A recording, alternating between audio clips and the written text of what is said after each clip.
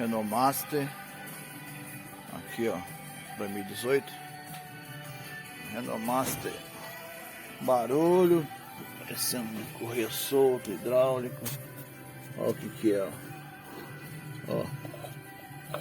A polia, carro com 79 mil, ó. Polia do motor, ó. Vê se tem cabimento aí, né? Renault Master.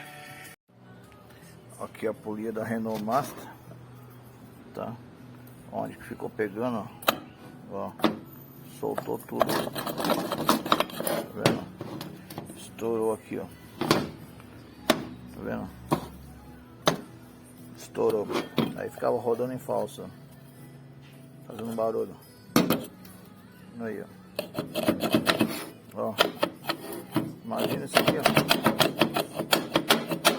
Tava folga na correia, a direção ficava dura.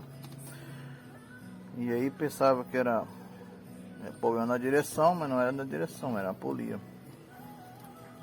Renault Master 2018-19. Nós estamos agora em 2021, não durou nada, hein? Aí, ó. Certo? Aí então o carro chegou com barulho no motor, parecendo bomba do hidráulico, mas tá aqui. Trocamos a polia já, ó. Trocamos a polia e a correia, tá? É isso aí. Mecânica Shalom aqui. Mais um trabalho. Renault Master.